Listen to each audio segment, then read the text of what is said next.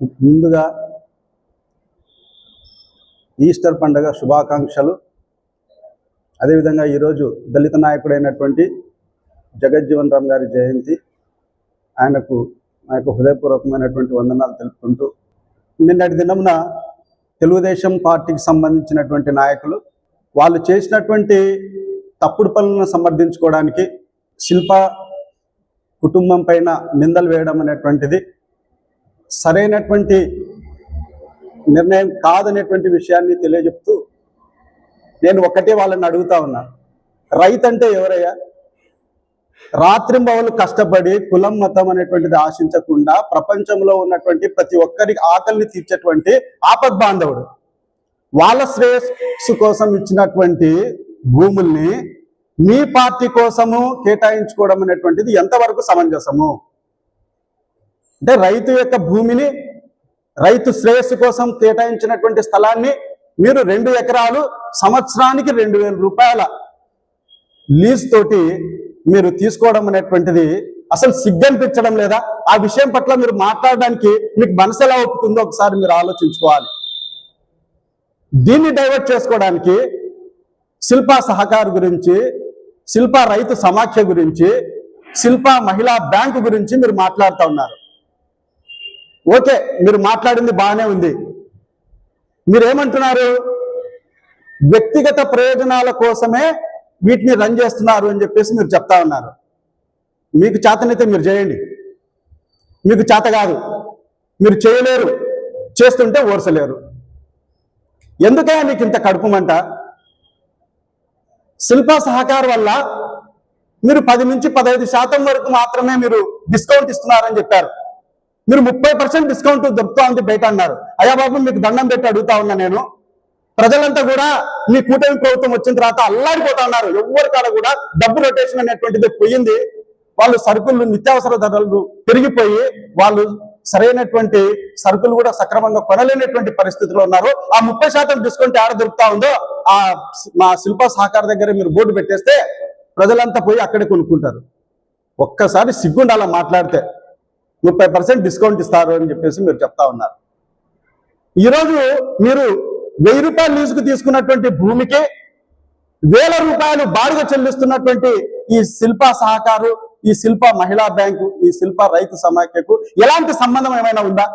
ఆ రోజు శిథిలావస్థలో ఉన్నటువంటి ఈ భవనాలన్నిటినీ లక్షల కొలది డబ్బు వెచ్చించి దాన్ని నీట్గా తయారు చేసుకొని ప్రజలకు అందుబాటులో, పేద ప్రజలంతా కూడా సుఖంగా సౌఖ్యంగా ఉండాలనేటువంటి ఉద్దేశంతో వాళ్ళు పెద్ద మనసు చేసుకొని వాళ్ళు ఏర్పాటు చేసినటువంటి ఈ శిల్పా సహకారం గురించి మీరు ఈ విధంగా నిందలేయడం అనేటువంటిది ఎంతవరకు సమంజసము మీరు ఒకసారి గుర్తు చేసుకోవాలి. మాట్లాడుతూ ఉన్నారు రైతు సమాఖ్య వల్ల ఎలాంటి ఉపయోగం లేదని అంటారు. బాబు, మీరు సక్రమంగా యూరియా పంచండి అయ్యా. ముందు మీరు యూరియా ఇవ్వండి రైతులకి, ఆ తర్వాత మీరు మా ప్రభుత్వం గురించి, మా నాయకుడు రవిచంద్ర కిషోర్ రెడ్డి గురించి మాట్లాడండి, మేము కూడా ఒప్పుకుంటాం. మీరు యూరియానే సక్రమంగా ఇవ్వలేకపోతా ఉన్నారు. మరి మేము మా గురించి మాట్లాడే హక్కు, అర్హత మీకు ఎక్కడి నుంచి వస్తుంది? మాట్లాడేటప్పుడు అర్థం కాదా ఏ మాటలు మాట్లాడుతున్నామో? మన కింద ఎంత ఉంది గురిగింజ మాదిరి, మన కింద నలుపు ఉంది కదా అని మనం చూసుకోకుండానే మాట్లాడితే సరిపోతుందా? మీరు మాట్లాడే ముందు ఆలోచించుకోవాలి.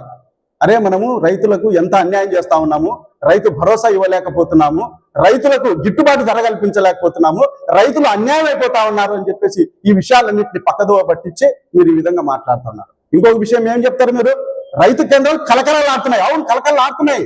రైతులు చచ్చిపోతా ఉన్నారు. వాళ్ళు రూపాయి ఖర్చు పెట్టి పండించినటువంటి పంటను పావులా కొనుక్కొని 2 రూపాయలకు మీరు అమ్ముకొని వ్యాపారస్తులు అంతా మీరు అందరు కలిసి కలకలలాడుతూ ఉన్నారు. కానీ రైతు ఏమైపోతున్నాడు అనేటువంటి విషయాన్ని ఒక్కసారి మీరు ఆలోచించారని చెప్పేసి మీకు అడుగుతా ఉన్నా నేను.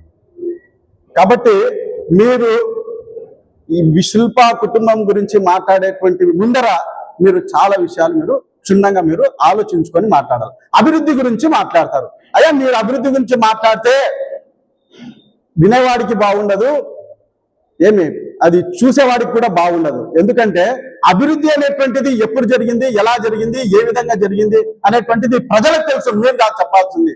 ఎందుకంటే అబద్ధాలనే ఇంటి పేరుగా పెట్టుకున్నటువంటి మీ ప్రభుత్వము, మీ ప్రభుత్వంలో ఉన్నటువంటి నాయకులు ఎప్పుడు అబద్ధమే, వేరే నిజాలంటే చెప్పరు. రైతు భరోసా కేంద్రాలు మీ కంటికి కనిపించడం లేదా? రైతుకి ఇచ్చినటువంటి భరోసా మీకు కనిపించడం లేదా? ఈరోజు నాడు నేడు కింద పాఠశాలలు అభివృద్ధి చెందినటువంటి విషయం మీకు కనపడడం లేదా? మన నంద్యాలకు వచ్చినటువంటి మెడికల్ కాలేజ్ మీకు కనిపించడం లేదా? ఏం ఏం అభివృద్ధి జరగలేదని మీరు మాట్లాడుతూ ఉన్నారు. ఈరోజు ఇంత అభివృద్ధిని చూసుకొని 2 సంవత్సరాలు అయింది మీరు వచ్చి, అట్లీస్ట్ ఆ నందమూరి నగర్ పోయేటువంటి బ్రిడ్జిని కట్టలేకపోతా ఉన్నారు మీరు. 15,000 మంది ప్రజలు తిరుగుతున్నటువంటి ఆ రోడ్డు, ఆ బ్రిడ్జి మీద ఎంత అసౌకర్యానికి గురవుతున్నారో అది కూడా మీకు పూర్తి చేయడానికి చేతగాల. ఎప్పుడు 24 గంటలు ఆలిమ ఆఫీసులో నేర్చుకొని తిరుగుతూ ఉంటారు, పొద్దుగూకులు వాళ్ళే తిరుగుతూ ఉంటారు మీ చుట్టూ. ఆ ఉర్దూ అకాడమీ తరపున ఆ ఉర్దూ కాలేజీని మీరు కట్టించలేనటువంటి పరిస్థితిలో ఉన్నారు. ఏం మాట్లాడాలా మీ గురించి చెప్పండి. మీరు మాట్లాడేటప్పుడు అర్థం కావా ఇవన్నీ? ఏదో ఒకటి మాట్లాడితే చాలు, లాటరీలో పదవులు దొరికినాయి, మేము ఏం మాట్లాడి చెల్లుబాటు అవుతుంది, ఎవరేమనుకుంటే మాకేం లేని అనుకుంటున్నారా? ఇదేనా మీకు శిక్షణా తరగతుల్లో నేర్పిస్తూ ఉండేది? ఎంత అన్యాయంగా మీరు మాట్లాడుతున్నారో ఒకసారి ఆలోచన చేసుకోండి. మీ దోపిడికి మీకు అడ్డంకులు లేకుండా చేసుకోవాలనేటువంటి ఆలోచనే మీ మార్కెట్ యార్డ్ లో ఒక లేడీ ఆఫీసర్ని ఏడిపించి పంపించినారు. ఆ ఉసురు మీకేం కొట్టుకో